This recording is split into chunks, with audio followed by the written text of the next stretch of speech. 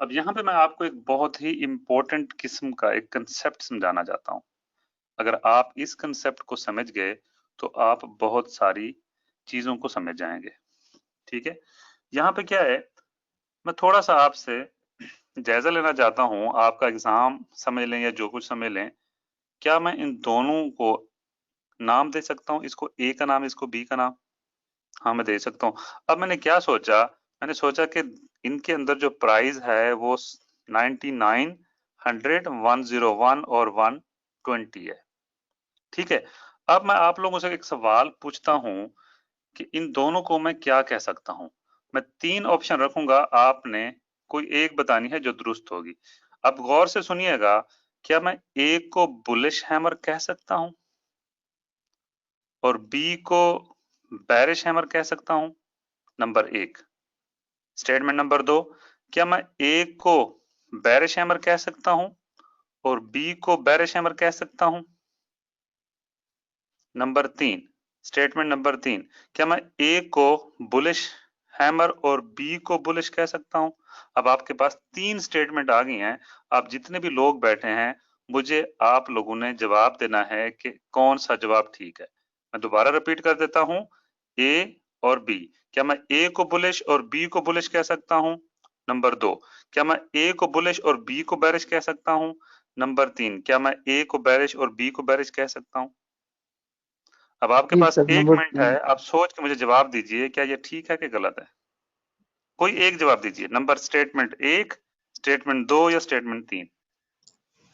Number sir three ये sir. Valid तब होगी जब ये हम इसकी प्लेसमेंट देखेंगे। नहीं नहीं, मैं ये नहीं कह रहा, मैं ये कह रहा हूं, अब हमारे पास ये दो हैमर हैं, राइट? एक बुलिश हैमर है, एक बेरिश हैमर है, ऐसा दिख रहा है ना? जी तो इसमें जी क्या जी। है कि मैं आपको तीन स्टेटमेंट देता हूं, मुझे तीन स्टेटमेंट में से एक का जवाब दीजिए आप। नंबर एक, स्टेटमेंट नंबर वन, क्या मैं ए और बी दोनों को बुलिश हैमर बोल सकता हूं? ठीक है। नंबर स्टेटमेंट दो, क्या मैं ए को बुलिश और बी को बेरिश हैमर बोल सकता हूं? स्टेटमेंट नंबर तीन, क्या मैं ए को बेरिश और बी को बेरिश बोल सकता हूं? तीनों में से कौन सा जवाब ठीक है, या तीनों ही गलत है? मेरे ख्याल से तीनों ठीक है। तीन नंबर टू। तीनों ठीक है, अच्छा। मैं, आप पीछे के एक कंसेप्ट को एक छोड़ें, आप जहरी कंसेप्ट को देखें सिर्फ। Number two. यानी कि सर ए नंबर को थ्री है बुलिश, बी इसका। को बेरिश, राइट? जी, ए बुलिश, बी बियरिश। ओके, कोई और जवाब नंबर देगा भाई? तीन है जी सर, नंबर थ्री है इसका, क्योंकि दोनों में प्राइस एक्शन जो है हमने उसको देखने के, कलर को नहीं देखना, हमने प्राइस एक्शन क्या शो कर रहा है, तो ये दोनों अच्छा, मैं आपको बेरिश। थोड़ा सा बताता हूँ। ठीक है, अब यहाँ पे देखें, मैंने यहाँ पे क्या कहा, आपको सब लोगों को पता चल गया है डेफिनेटली। आप एक्सपीरियंस बंदे हैं माशाल्लाह। अब क्या है कि मैं ये कहता हूँ कि मार्केट के अंदर 100 रुपए प्राइस ओपन हुई, मार्केट ने 120 का हाई बनाया और मार्केट के अंदर 100 रुपए पे क्लोजिंग होगी इस कैंडल के अंदर, और मार्केट में जो लो था, let's bearish candle. Suppose, let's suppose 99.5 था, लेट्स सपोज कहते हैं, ठीक है, इसके अंदर, ठीक है, बुलिश कैंडल के अंदर। अब इसी कैंडल के अंदर अगर हम देखें साथ वाली को, तो मार्केट कहाँ पे ओपन हुई? यहाँ पे ओपन हुई 100 रुपए पे, और मार्केट क्लोज कहाँ पे हुई? 99 पे हुई। और इसके अंदर जो लो बनाया, वो वट एवर हम समझते नहीं है कि नहीं है, हम मेन पॉइंट जो है वो ओपन और क्लोज देखते हैं। ये याद रखिएगा, मार्केट में लो हाई को आप कंसीडर मत कीजिएगा ज्यादा, मेन जो पॉइंट है वो ओपन क्लोज है। अब मैं ये देखता हूँ कि मार्केट में 120 से 90 रुपए या 99 के दरमियान की फाइट हुई है, तो यहाँ पे कितने 19% का फॉल आया है बुलिश कैंडल में। अगर हम बेरिश की बात करें, तो यहाँ पे ऑलमोस्ट 21% का फॉल आया है। तो यहाँ पे क्या है, 21% का। तो इतने थोड़े से 1 रुपए ऊपर नीचे होने से क्या ये जो है, कि ये जो कैंडल है, क्या ये भी बुलिश रहेगी? नहीं। क्यों? बेयर पूरी तरीके बेरिश से है। फाइट करने के बाद भी नहीं जीत सके, लेकिन बेयर वीक हो गए इसके बेरिश अंदर। का। इसमें क्या हुआ कि बुलिश पूरे तरीके से फाइट करने के बाद हार गए, 1 रुपए के चक्कर से हार गए। लेकिन दोनों में क्या होगा कि दोनों में अगर इस तरह का पैटर्न बनेगा हैमर का, चाहे वो अप ऊपर वाला उल्टा हैमर है या सीधा हैमर है, उसमें कलर मैटर नहीं करता। क्यों? क्योंकि डिफरेंस ही बहुत थोड़ा होता है। तो कुल मिला के मैंने आपको ये समझाने की कोशिश की कि हैमर में हमने रिजेक्शन देखनी है, विक कितनी बड़ी है।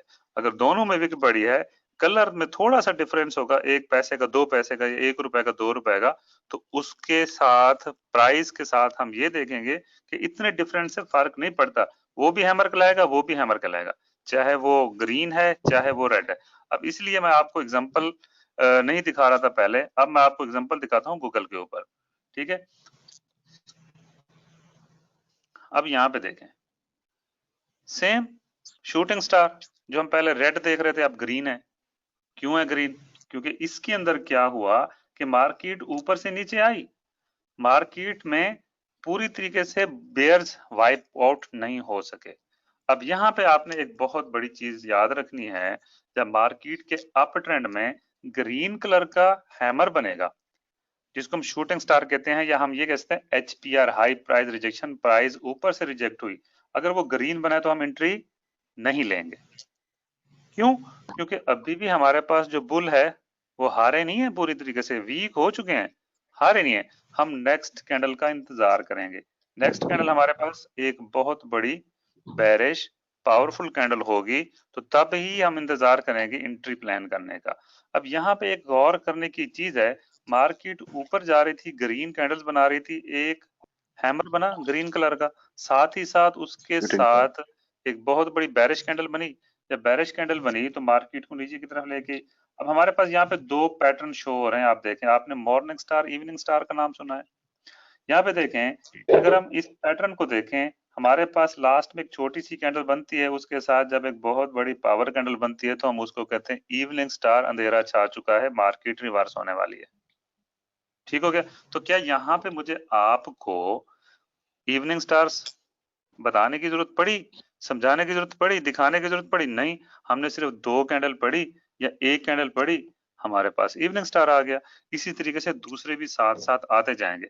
मैं इस तरीके से कोर्स को प्रिपेयर किया है ताकि वन बाय वन जब आपको चीज समझ आए तो आपको लास्ट में पता चल जाए कि आपने पढ़ा क्या था। ठीक है, अब नेक्स्ट चलते हैं। अब ये चीज समझ आ गई आपको? यहाँ पे देखें, यहाँ पे भी एक किस्म का हैमर बना ग्रीन कलर का, लेकिन आगे वाली वही सेम बात, हम एंट्री ग्रीन कलर के हैमर पे नहीं रहेंगे, हम क्या करेंगे, रेड कैंडल का वेट करेंगे। ठीक हो गया? आप जितनी भी एग्जांपल करें, बैक टेस्टिंग करें, चार्ट को गौर से देखें, तो आपको ये ऐसी चीजें बहुत सारी नजर आएंगी, लेकिन आपने ये 3 चीजें जहन में याद रखनी है। ठीक है, अब हम पीपीटी की तरफ चलते हैं अपनी, वहां पे देखते हैं कि हमने क्या किया। ठीक है, यही बात मैंने समझाने की कोशिश की एग्जांपल में कि हमारे पास ए ट्रेंड है जो ऊपर की तरफ जा रहा है, उसके अंदर क्या है कि हमारे पास मार्केट ओपन हुई, यहाँ पे मार्केट ने हाई बनाया ये वाला, और मार्केट क्लोज होगी नीचे की तरफ।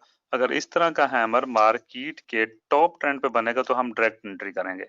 मान लें कि ये 100 रुपए का लेवल है, अगर 100 रुपए के लेवल के ऊपर इस तरह का हैमर बनता है, HPR बनता है, हाई प्राइस रिजेक्शन बनती है, रेड कलर का बनता है, तो तब ही हम एंट्री करेंगे। अगर हमारे पास अप ट्रेंड के ऊपर इस तरह का हैमर बनता है तो हम एंट्री लेंगे नहीं लेंगे। क्यों?